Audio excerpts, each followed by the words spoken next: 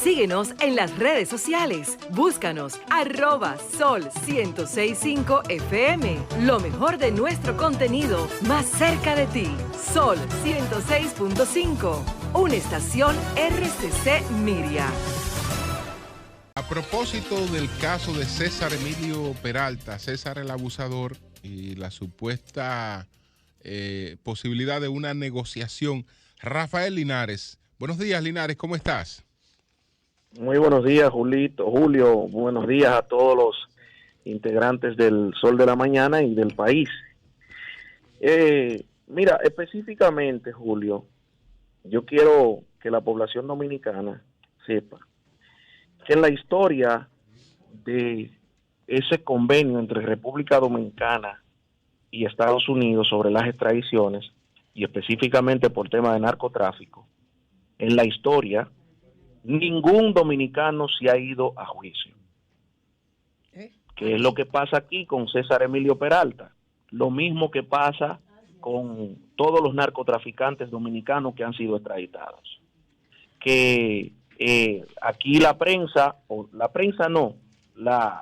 el organismo que se encarga de perseguir el delito del narcotráfico magnifica el papel que ha jugado dicho narcotraficante que han jugado.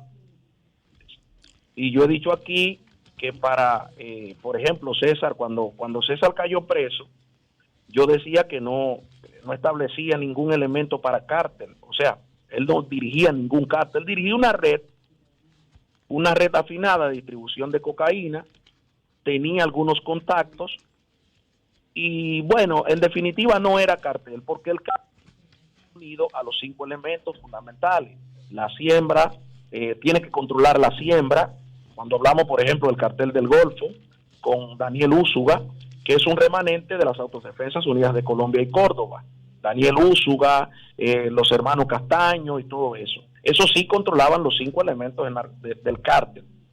O sea, los 5 elementos que tiene que cumplir un cártel, que son la siembra de la coca, la distribución de la coca, o previamente la elaboración del producto, sí, está bien. El lavado, la colocación del producto. Linares, el segundo elemento del cártel es el proceso de la droga. Primero se cultiva y luego se procesa en el laboratorio.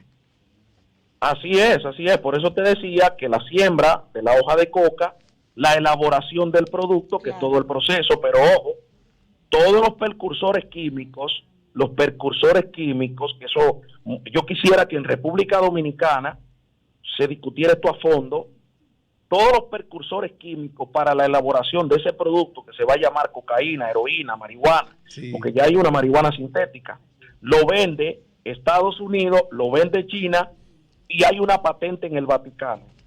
Vamos a establecerlo claro.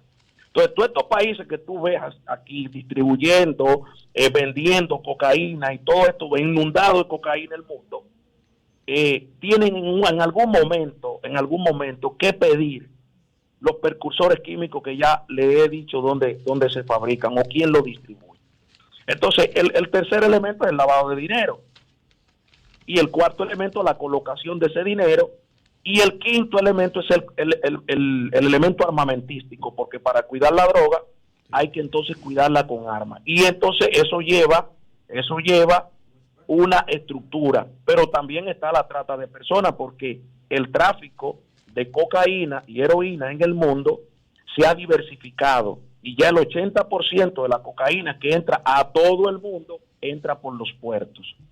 Europa, por ejemplo, la entrada fundamental de Europa es España y Francia.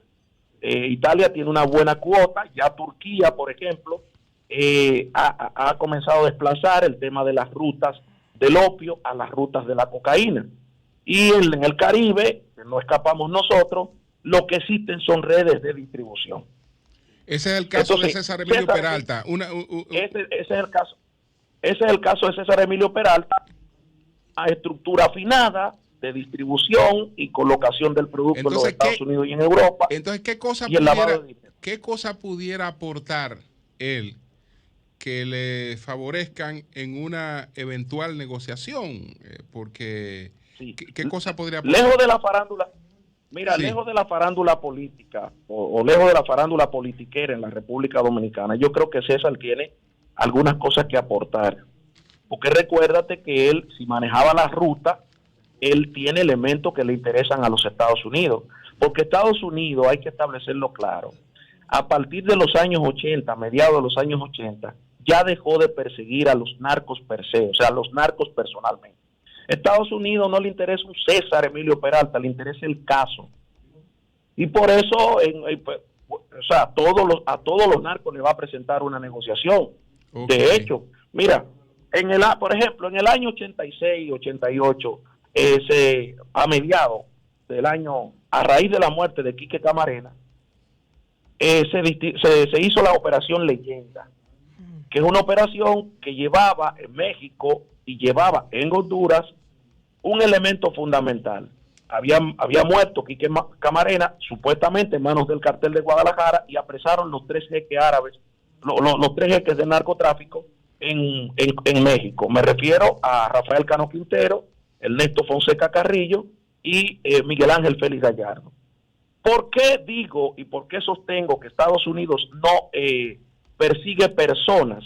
Bueno, porque lo que se derivó de allí fue varias organizaciones, más o menos 4 o 5 que te controlaban el negocio del narcotráfico. Estaba el cartel de Juárez, dirigido por Amado Carrillo Fuentes, sobrino de Ernesto Fonseca Carrillo. Estaba el cartel de Rafael Arellano Félix.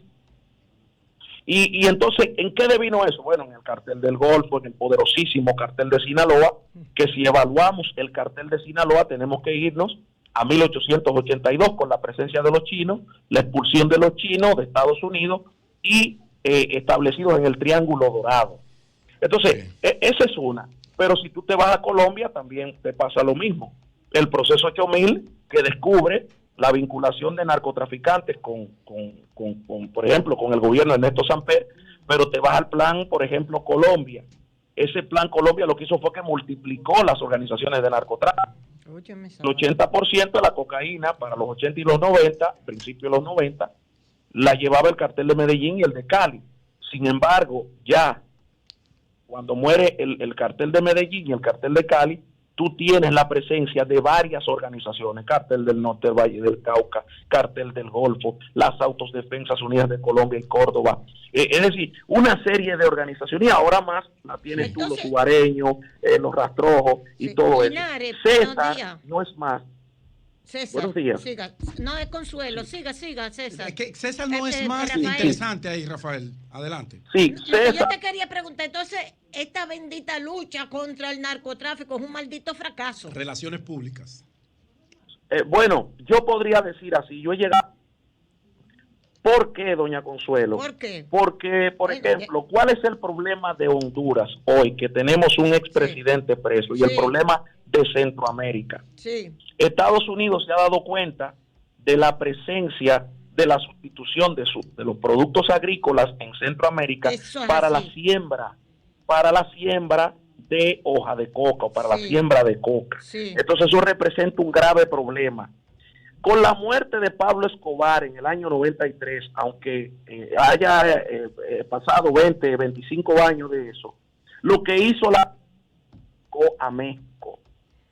El cartel de Medellín tenía control estricto de la distribución hasta en México, porque no estaba, por ejemplo, ya los 3 jefes fundamentales del narcotráfico en México habían caído presos. ¿Surgía quién? Surgían los empleados, los sicarios, el Chapo Guzmán, la familia Arellano Félix, la familia de Miguel Félix Gallardo. Es decir, más gente. Surgían, el narcotráfico ha caído en las manos de los necios, en las manos de los sicarios, en las manos de los que cuidaban el negocio. Sí. Recuerde que el negocio antes, por ejemplo, Honduras, 1975-77, estaba controlado por los esposos Ferrari.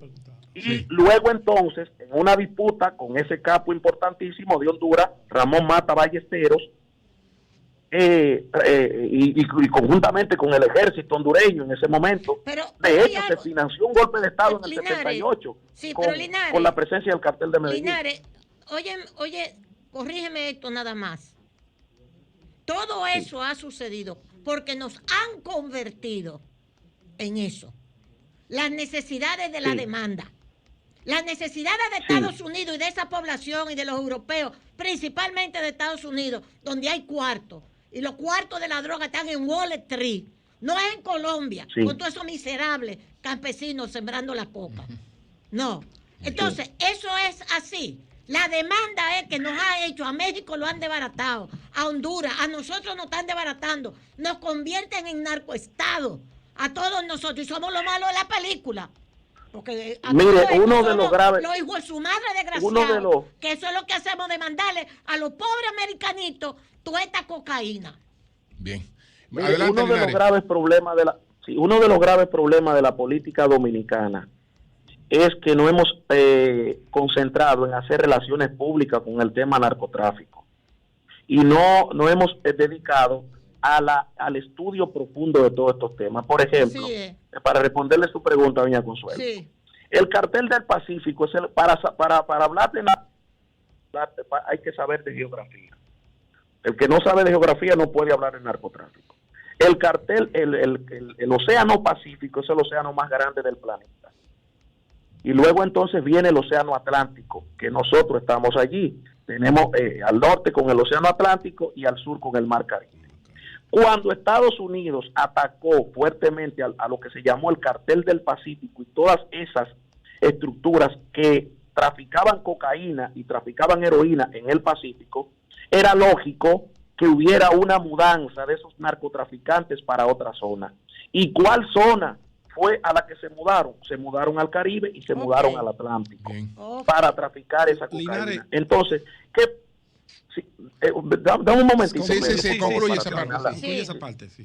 Por ejemplo, en el año 2004, cuando Estados Unidos presenta acusación contra Quirino Ernesto Paulino, aquí se decía que Quirino era el Pablo Escobar yo lo recuerdo, que se decía aquí que era el Pablo Escobar, que iba a salir a 20, 30 años. Y sin embargo, con este hombre y le dijo, ven acá, vamos a una negociación, ¿qué tú me tienes que entregar? Pero no simplemente fue la parte política, porque aquí no se han llevado ningún extraditado en términos políticos, ni en términos militares, con gran influencia, ninguno. No. Entonces Quirino llega a una negociación para pena cumplida de 10 años, pero nadie le ha preguntado cuáles fueron las rutas que entregó. ¿Por qué? Porque en esa división, recuerde el conflicto armado en Colombia, una parte la controlan las FARC, o la controla la guerrilla para no ponerle nombre. Y es natural, Consuelo, y otra parte la controlaban los militares para el derecho de piso. Cada uno de estos grupos armados, que no FARC ni porque sea ni porque sean paramilitares, sino por el conflicto armado. El conflicto armado necesita dinero, y para tener dinero necesita la coca, y entonces cuando tiene la coca necesita venderla. Entonces ese conflicto armado es alimentado en un momento determinado en Colombia, y todo eso nosotros lo estamos ya recibiendo de una manera increíble en esta juventud. Bueno, pues breve, sí. Linares, solo te pregunto, a César se le imputa ahora, y los medios en sus redacciones, ser el tutti di capi, el gran capo de las drogas, que controlaba rutas, que controlaba carteles. Para ti, que yo sé que al igual que yo, te has preocupado por investigar cuál era la parte a la cual César, dentro de ese gran mundo del narcotráfico, cuál era su papel en ese rol. Pero ahora entra más droga que nunca.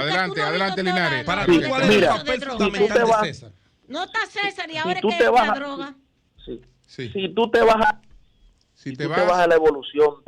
a la evolución del narcotráfico dominicano, que es corta, nosotros vamos a tener una gran presencia a partir de los 90, y lo tenemos con Florian Félix. Mira, César Emilio Peralta. De los capos dominicanos. ¿Quién? Pero César Emilio Peralta, la idea, por favor. César Emilio Peralta era un empleado de Florian Félix. Así es. Luego pasa a recibir estructuras pequeñas de recibida, mulas recibidoras. Eso es en la costa sur del país. No me voy a referir ni siquiera a una provincia. Él controlaba esa parte.